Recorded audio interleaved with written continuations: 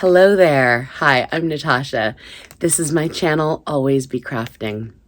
Always Be Crafting is what I call my call to action because no matter what's going on, there's always a way to craft your way through it or out of it or around it or what have you. There's always a way.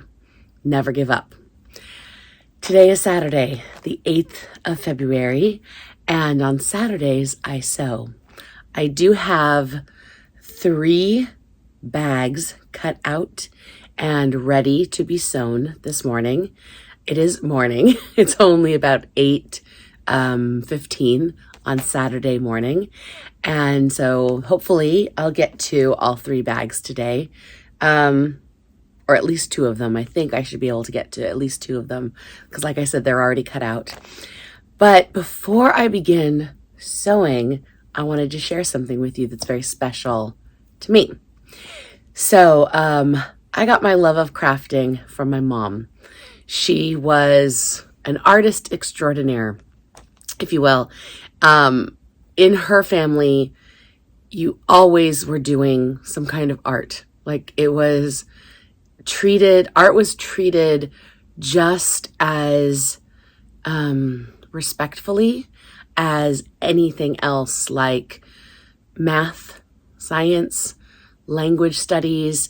You put just as much effort and love and care into your piano, into your painting, into your embroidery, into your sewing, into whatever it was, whatever art or craft you were working on was treated with just as much respect as your mathematics, as your chemistry, as your languages. And because of that, she had amazing talents, amazing skills that she had honed through the years. Her profession, the work she had done before she gave up working because she wanted to stay home with her children, which we were lucky enough that she could. Her professional work was that of a chemical engineer, which in the 1970s in the United States was very rare to find a female in the workforce in chemical engineering. They were very few, and she was one of them. And my father was an engineer in the same firm, and that's how they met. So they met at work. Anyways, so she had a mathematical mind. My father also was a mathematician, and he also loved working with his hands, and he did woodworking and all of that stuff, lots of building. Both of them had a love for music, which is why, and if you've been around for a little while, you know I'm a musician and that my day job is that of a music teacher, specifically a preschool music teacher, because I love children and I love sharing music with not just the children in the world, but the grown-ups who take care of the children. So where am I going with this? Both my parents have sadly passed away. My mom passed away almost 16 years ago, about 15 and a half years ago. And she left behind many, many, many things unfinished. She was very sick at the end. She died of cancer, and she was not ready to go, you know? Like she was not ready. And she was in the process of still making many things. Like she had no plans to die. So she left her crafting space, her workspace, as if she was not going anywhere. This summer, I am turning 50. And one of the things I've always wanted to do was go to the Festival of Quilts in England. And that was something my mom wanted to do. My mom loved festivals, quilt festivals. She loved it. Anyway, she never got to go to the Festival of Quilts in England. And I'm going this summer to the Festival of Quilts. And I've decided I want my mom to go with me.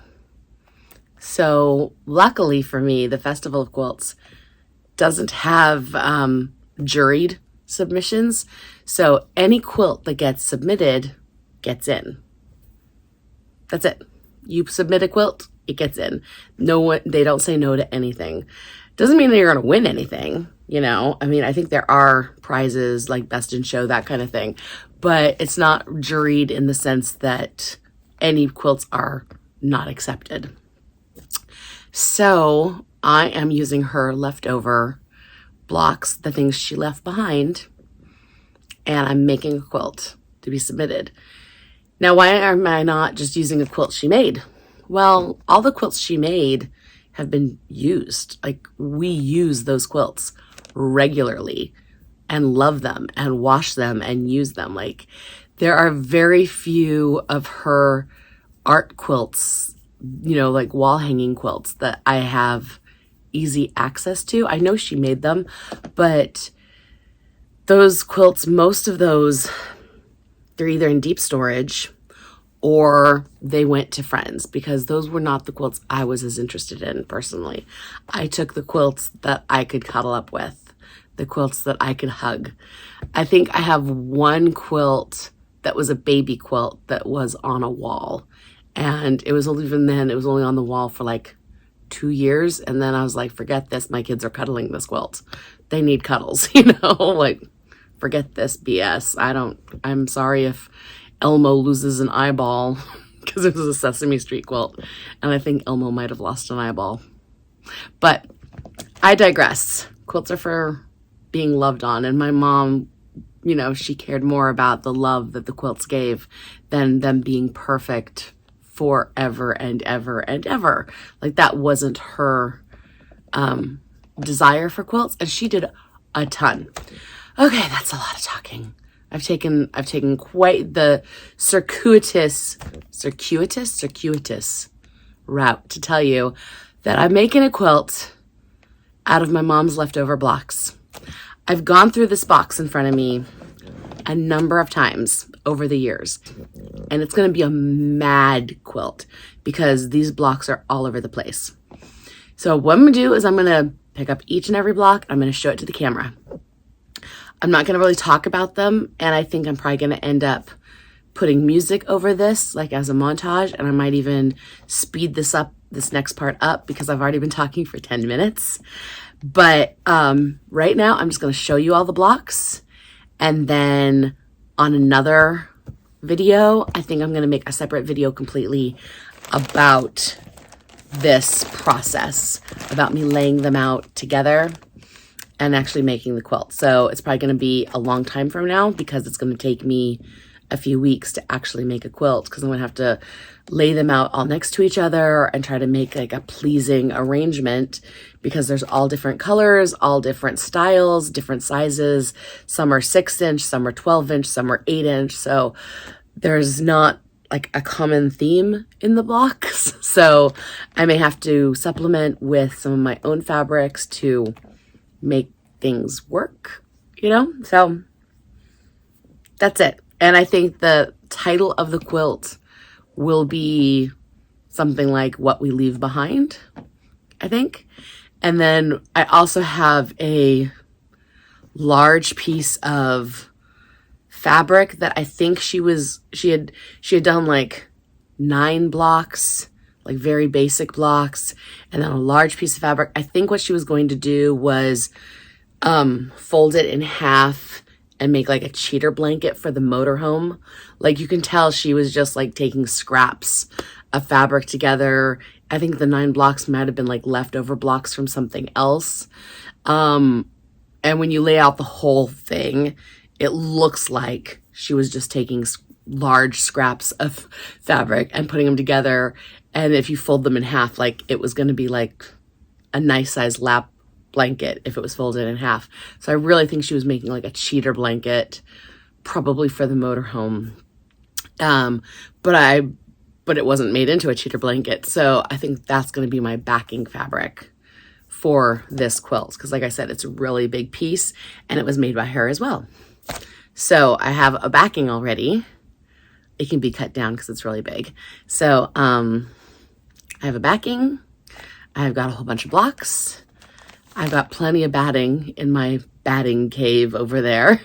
It's my basement shower, because no one ever takes a shower in the basement, so it's been converted into a closet full of batting.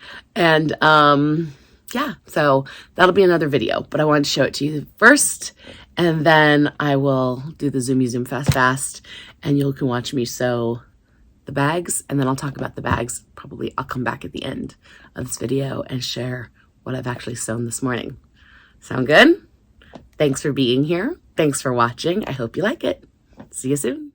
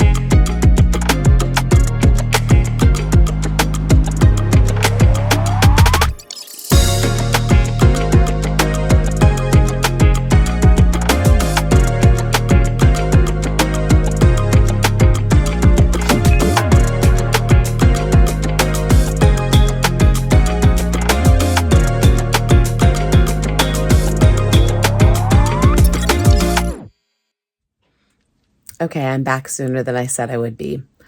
I just wanted to quickly talk about what I found in the box.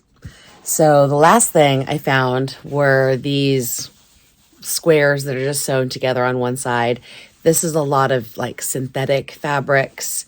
They look like they're cut up shirts and sheets. This was obviously obvious to me because I recognize these kinds of fabrics. These were the things she used to make the quickie quilts that she used in the motorhome, the things that made my dad happy that she didn't really care about. These were not the fabrics she used that she would ever show her friends or the quilts she made for other people. These were always the things to make dad happy, my dad happy, to make husband happy. So I'm not worrying myself with these scraps of fabric. I know what they are. I know where they came from. I know why they exist. They don't really deserve the same respect as the other things in the box. They're fine. They're fabric. We will find uses for them. But the other things were more where she poured her love. So I have the biggest stack of 9 patches. These teeny tiny little 9 patches. The first few are attached on one side to a plain square, but the rest, I'm assuming we're going to have the same treatment, but they just haven't been attached to a plain square. So that could be a quilt all on its own.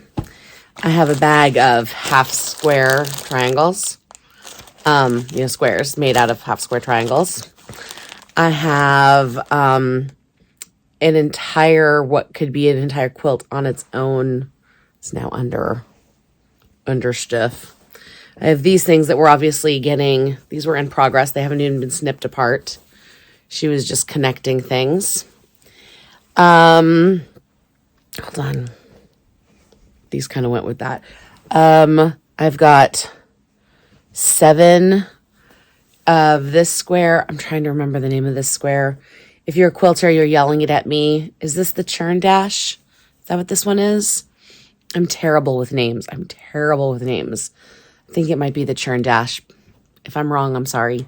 I'll look it up and I'll write it on the screen what the name is. But I've got 7 of these blocks. So I'm guessing those were going to be part of something bigger. But it's not obvious what they are because the size block is not the same size as anything else. I'm guessing these blocks were meant possibly for like a community quilt because there's 2 of the same style. And then this looked like it just needed its borders. But it's almost the same style. Very bright colors, so maybe it was going to be with them. Slightly different take on where the square triangles and where the squares are, but they're very bright and poppy. So either she was adding to a community quilt for the guild, or she had just begun an idea and hadn't fully committed. Not really sure what was happening there. Or she made something and these are leftovers. And maybe it was a quilt for a cousin that I never saw. She made so many quilts. My mom made so many, like hundreds. When she passed away, we didn't hold a traditional funeral. We held a quilt show. Like we held a one-woman quilt expo. All the cousins, everyone brought their quilts. There were, I think, over 200 quilts on display at her celebration of life. And if I remember correctly, these 9 patches were actually, we put these under contact paper on all the tables. Like these were her tablecloth on all the tables. Like all the tables were covered in 9 patches and we just put contact paper on top. And there were probably more of these. Some of these probably went missing because there were so many. I remember so many 9 patches. And I think some of her Quilt Guild members might have like snuck underneath and taken some like as little memories, mementos. Because I remember my dad complaining, the old ladies are taking her pieces. And we were like, Dad, they just want memories of Mom too. Let them go. We've got plenty. We can spare some quilt blocks if they want some. But I remember that. I've got this giant stack. The colors are wild on these. I don't see I don't see rhyme or reason with her color choices on this, but they're all the same size, and the styles are a 4-patch, a 4-patch with 4 patches in it, and then hold on, there's like a modified 9-patch. This one where the center is bigger. And then there's one more. It's a 4-patch with something else. I think there's one more style block. Aha. It's a 4-patch with a 4-patch with a 4-patch. Do you see? So these are all the styles of blocks in this pile, but the colors are all over the place because that's how my mom rolled.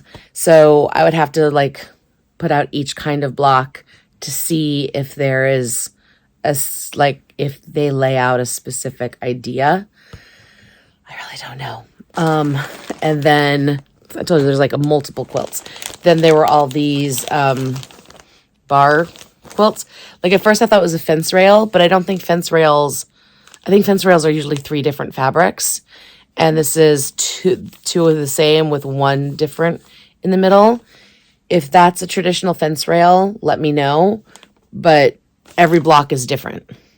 Or there might be a couple of duplicates, but it's the same fabric on the sides and then a different one in the middle. So I don't know if that's technically a fence rail or if that's something else. And then she had what looks to me like a crazy log cabin. These. like, and they're like cut different, like and the log cabin isn't, the centerpiece isn't a perfect square. And then they're cut sometimes on point. And then I think that's what, oops, sorry. I think that's what these crazy log cabins are, just not cut down yet. Hold on, grab the whole stack. So these are like crazy log cabins. And I think these, because they're uncut, I think these are just going to get cut down and added to that stack of nicely trimmed crazy log cabins. I think those were intended to go together because fabric wise, they're all wacky. Then this, I think, is another quilt all on its own. There's only 2 blocks. It's either this kind of block where it's a line down the middle, or it's a solid. And that's it. That's it. But I haven't laid them out together to see if they form a pattern. Like, I don't know if it's supposed to be like a zigzag somewhere or an X somewhere. So, but there's enough blocks. I think that's a quilt all by itself. And then there were all these log cabin type pieces. And there's a number of pieces that there's 2 of. So maybe it was like going to be a courthouse. I don't know. I think courthouse, you're supposed to have 4 of the same, not 2 of the same. And there's only 2 of the same when there are 2 of the same. Sometimes there's only 1. So I'm not sure. I'm not sure what her plans were. I don't know. So I don't know what to do. I think for my idea, I think using the 9 patches, this giant stack of 9 patches, might be the most colorful way, but it also might be the most tedious. Or maybe the wacky log cabins, because that'd be really colorful. All right. That's it for talking about this. I'm going to clean up this and move on. But you know what? I haven't had breakfast. I'm going to have breakfast. I'm going to clean up my mess, have breakfast, and then I'm going to film sewing bags. Because I need to like calm my brain. If you have ideas on this, please, please, please comment. Please, please, please comment. I would love advice. Thank you.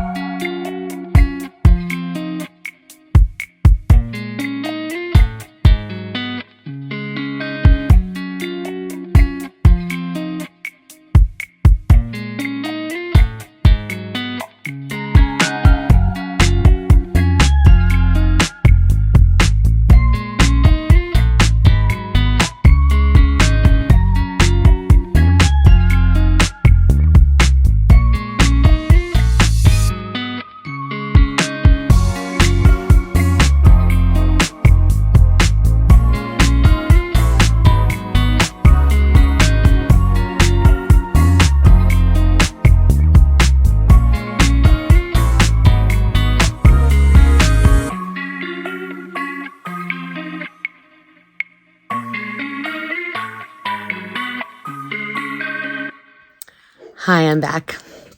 Okay, so I only finished 1 bag today, just this little pouch. It is made with a printed vinyl or faux leather. It is beautiful. I really love the look, especially after you iron it from the inside. I think using it is a little hard on my hands. I shouldn't say using it, turning it out, because after you've done the corners and you've pushed the bag through, it's really tough on my hands. I have This thumb sometimes doesn't want to work. And that's really tough. Like, I have a hard time. But you get a lot of creases in the printed vinyl, but you can then take an iron and iron from the inside, from the lining side, and all those creases disappear, and it just becomes just so gorgeous. So I wanted to do this because I'm trying to get more comfortable using printed vinyl, because I actually have like 7 or 8 rolls of printed vinyl, and I don't use it very often because, like I said, it's tough on my hands. But I love the finished product. So again, I'm trying to find things that I can do that aren't too bad. Bigger bags are easier to push through, because you can leave a larger hole in the lining to push through versus the little bags. I had done a little one. It's too far away. I can't find it. And that was murder. Pushing through a little tiny one. No, my thumb was like angry for 2 days. And this one came with the zipper in the same print. I don't know if you can even see, but the zipper was printed with the same flower designs. I thought that was really pretty. And I only had a small. This was like all I had left of this specific print and the matching zipper. So I'm like, you know what? Let me just get that done. Practice. Done with it. Then you saw me adding interfacing to the bird bag. I dropped something. I don't know what I dropped. What did I drop? Oh, I dropped the zipper. But you saw that a second ago. So now that I put some fusible fleece on to the bird bag, I'm going to be quilting the exterior, so that bag will get finished. I haven't decided what kind of attachments. It's going to be a purse for a friend. So I just have to decide. I did something I've never done before, which was I put the zippered pocket in before interfacing the lining, and then I interfaced around the pocket. I've never done that before. It's not something I recommend, but I was being very lazy, and I was like, sure, let's just see what's the worst that could happen. And then I started sewing the teddy bear bag because I had all the pieces cut, but I can't find the pattern instructions, and it's a new pattern I've never done.